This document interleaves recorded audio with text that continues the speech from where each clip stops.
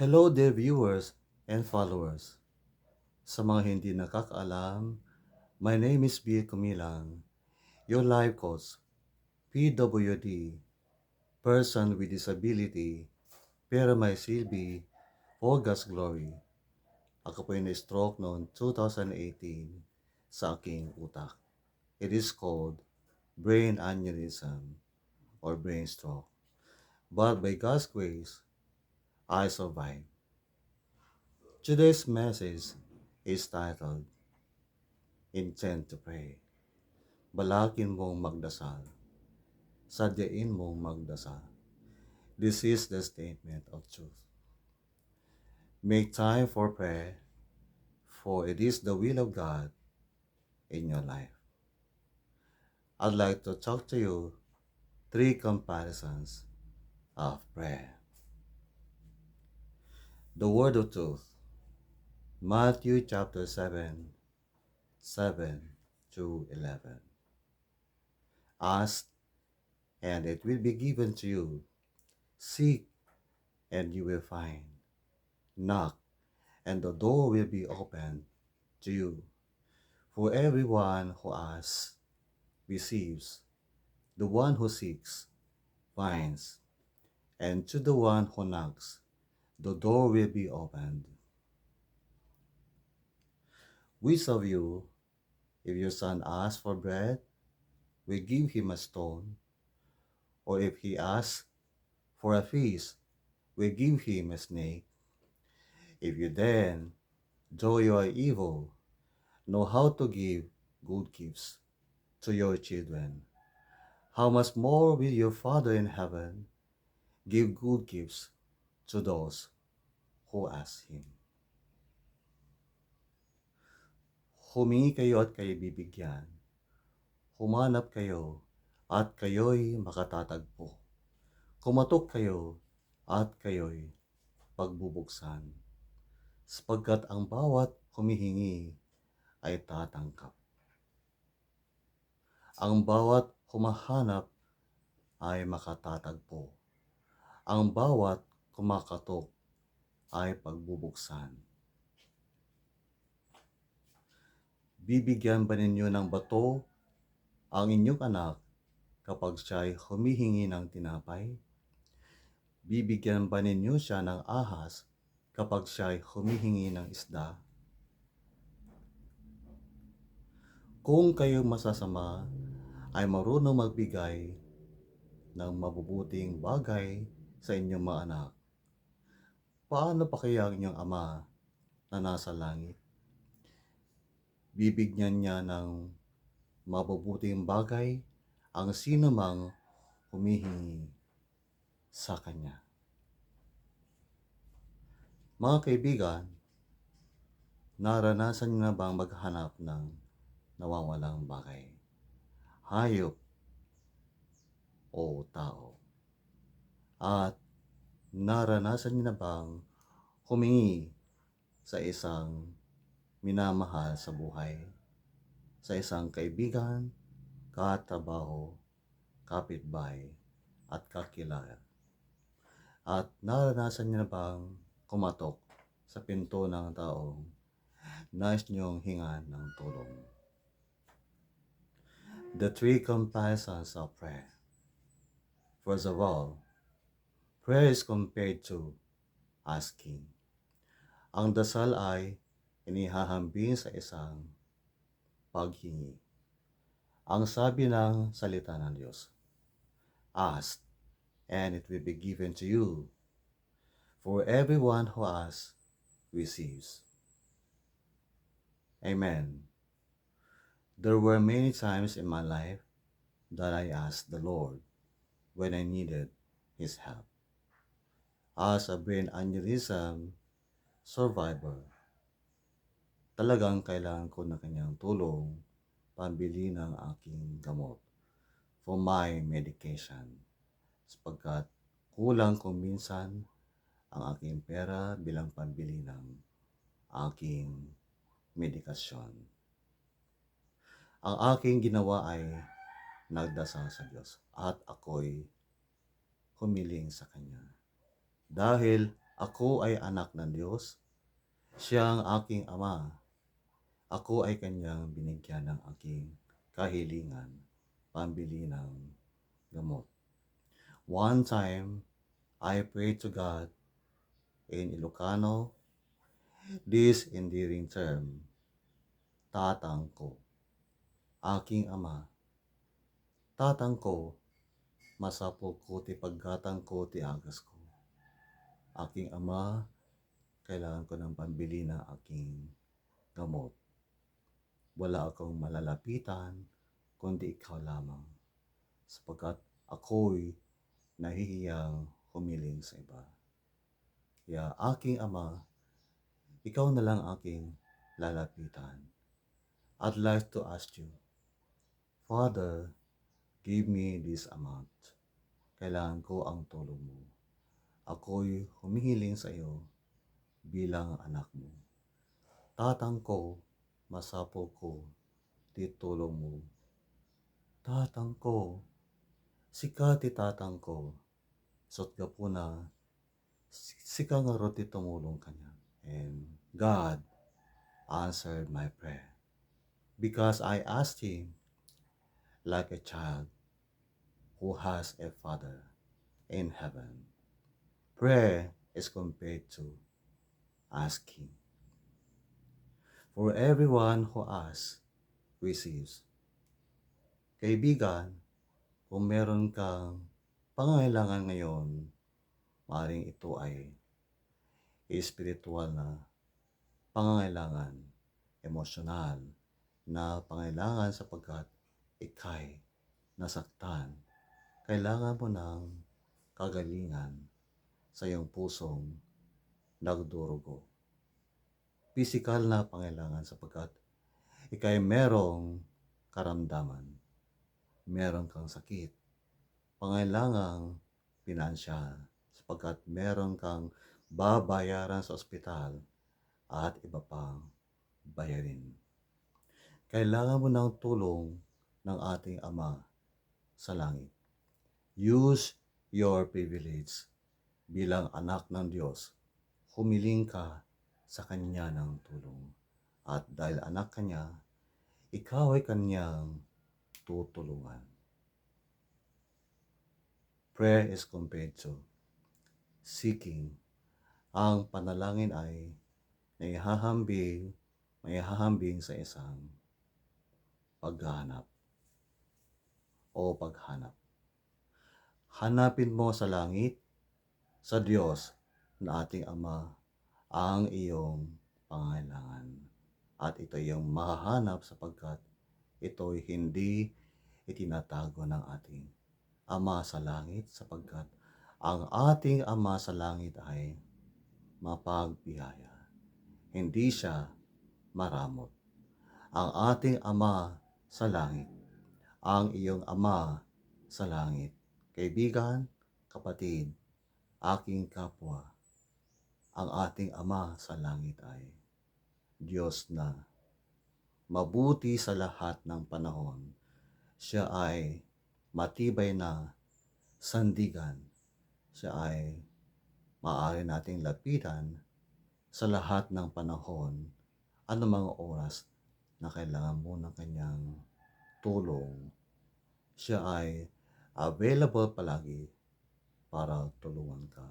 Hindi siya nagtatago. Hindi siya natutulog. Hindi siya namamasyal upang hindi kanya mapakinggan at matulungan at matugunan ang iyong mga pangailangan. Ngayon, kaibigan, kung meron kang pangailangan sa buhay, hanapin mo ito sa Diyos, sa ating Ama sa langit. Prayer is compared to asking. Prayer is compared to seeking. And lastly, prayer is compared to knocking. Alam nyo, mga kaibigan, here is the intensity of prayer. Ito ay talagang parubdob ng parubdob, painit ng painit, ang intensity of our need. Kaya kung kumatok ka na, talagang kailangan mo na ito, kaibigan. Kung kailangan mo ng tulong ng Diyos is an emergent need. Emergency, emergency. Go to God immediately because God, our Father in heaven, is always ready to help us. God is always ready to help you. Dear Mother, minamahal na nanay, minamahal na ama, minamahal na kapatid, minamahal na anak, minamahal na magulang, lolo, lola, kaibigan, manggagawa, opisyal ng gobyerno, professional worker, OFW, overseas Filipino worker, manggagawa ng iglesia, ano man ang iyong trabaho ngayon, kumatok ka sa Diyos kung kailangan mo ng kanyang tulong. Tok, tok, tok, tok, tok. Lord, kailangan ko na yung tulong. Ama, tulungan mo ako. Kailangan ko na yung tulong, Ama. Tulungan mo ako. Because God is good always. He will help you. Ikaw ay kanyang tutulungan. Kumatok ka lamang, kaibigan. There was a time in my life na hindi pa ako makaihi at ako po'y nababalisa, nababagabag, baka kung ano na ito. At ako po'y nahiyang lumapit sa aking asawa, sa aking mga kapatid at mga anak. Dahil ayoko pong sila ay maistorbo. Kaya ang aking inistorbo po ay ang aking Ama sa langit. Sabi ko sa kanya, Ama, ako'y anak mo. And I believe na ikaw ang greatest physician. Ikaw ay dakilang manggagamot. Kaya mo akong pagalingin. Kaya mo akong tulungan. Kahit walang gamot, walang doktor. Dahil ikaw ang dakilang doktor ko. Ama, tulungan mo ako. Ako'y nahihirapan. Hindi po ako makaihi. Mga kaibigan, 3 araw po akong kumatok sa pinto ng langit. Sa ating Diyos Ama. At alam niyo po, sa pangatlong araw, ako po'y nakaihi na. Hallelujah! Ako po'y gumaling na walang tulong po ang doktor. Wala po akong ininom na gamot. Ganyan po kabuti ang ating Ama sa langit. Minamahal na kaibigan, kung meron kang pangailangan ngayon, if you need something for your life, for your personal life, for your relationship, for your family, for your work, for the church, ask God. Seek the help of God and knock at the door of God's kingdom. And God will open the door of His kingdom. God will open the door of His heart. And you will find what you need in God. You will receive from the Lord what you ask of Him. Praise the Lord. Sabi ng isang anak sa akin, Tay, sana meron din akong laptop, kagaya ng iyong laptop. And I answered him. I told him, anak, kung gusto mo ng laptop, start asking the Father today. Dahil hindi ka makatatanggap sa Kanya, hindi ka makatatanggap sa Kanya again. Hindi ka makatatanggap sa Kanya kung hindi ka hihiling sa Kanya. In accordance with God's will, iyong matatanggap sa Kanya ang iyong kahilingan. kahilingan at the right time. Iyong mahahanap sa Diyos ang iyong hinahanap kung ito'y kanyang kalooban sa iyong buhay. Unang 1:5-14.